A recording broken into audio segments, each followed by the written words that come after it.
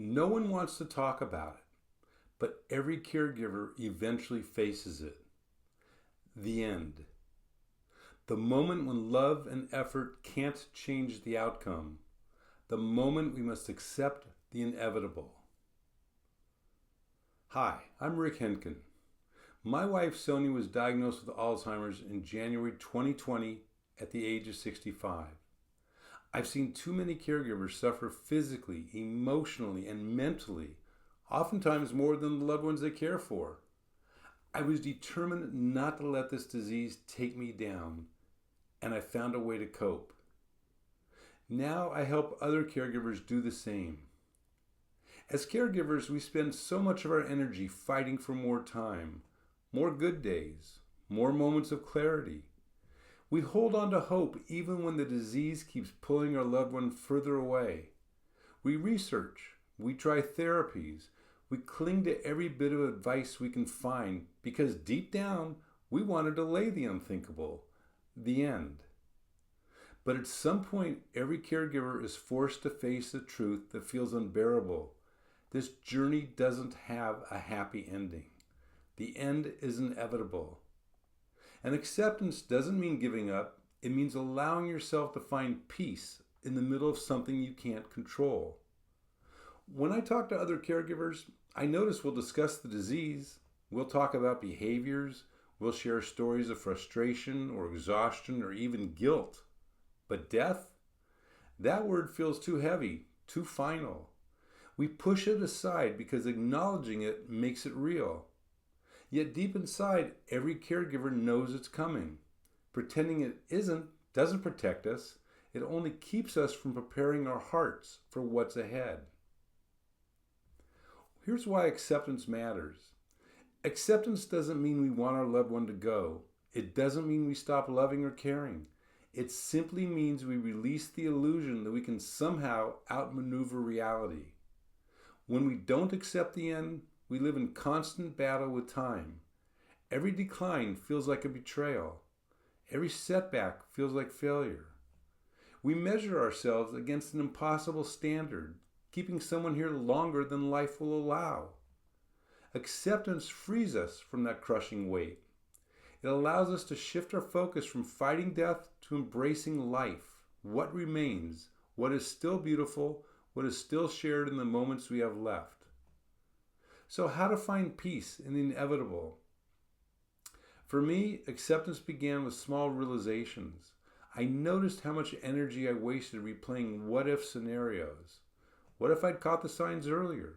What if I'd tried a different supplement? What if I could just be better, stronger, more patient? But none of those questions change the truth. They only keep me in a spiral of guilt and blame. Acceptance came when I chose to stop looking backward and stop trying to control the future. Instead, I focused on today, on the meal we could still share, on the smile I could still bring to Sonia's face, on the moments of laughter that still came even in the middle of dementia. When we accept the inevitable, we begin to live more fully in the present. We no longer measure life by how many days are left, but by how meaningful those days are. Acceptance allows us to soften, to hold our loved one's hand, not with fear of losing them, but with gratitude that we still can. It allows us to let go of resentment for what's been taken and embrace what still remains. Acceptance doesn't erase the grief, it doesn't make the goodbye easy, but it does give us space to prepare. We can say the words we've been holding back. We can forgive. We can let our loved ones know how much they mean to us. We can create memories that will outlast the disease.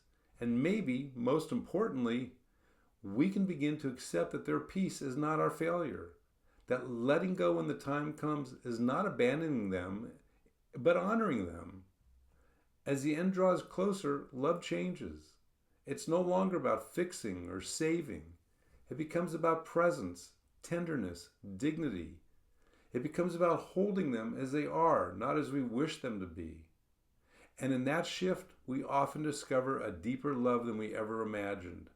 A love that is steady, a love that doesn't need words, a love that holds even when the end is near. Caregiver acceptance isn't only about them, it's also about us. Because when we don't accept the inevitable, we risk collapsing under the weight of grief and guilt. Acceptance gives us permission to rest, to breathe, to know that doing our best is enough even when the outcome isn't what we prayed for. When the end does come, we can release them with peace rather than torment ourselves with regret. We can grieve with love rather than the endless if only. Acceptance of the end doesn't come all at once. It comes in layers, moments, realizations. It comes when we learn to loosen our grip on control, when we shift from resisting what we cannot stop to embracing what we can still hold. As caregivers, we are asked to do one of the hardest things imaginable: love someone all the way to the end. But in that acceptance, we also learn something profound. Love doesn't end. It changes. It expands. It becomes memory and legacy. The end is inevitable, but acceptance allows us to face it not with despair, but with love. If you're feeling overwhelmed, exhausted, or like you're losing yourself in caregiving, you're not alone.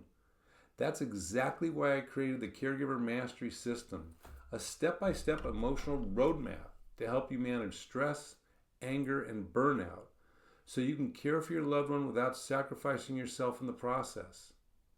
Inside, you'll discover how to say yes to yourself without guilt, reduce overwhelm, and reclaim peace, even in the hardest moments.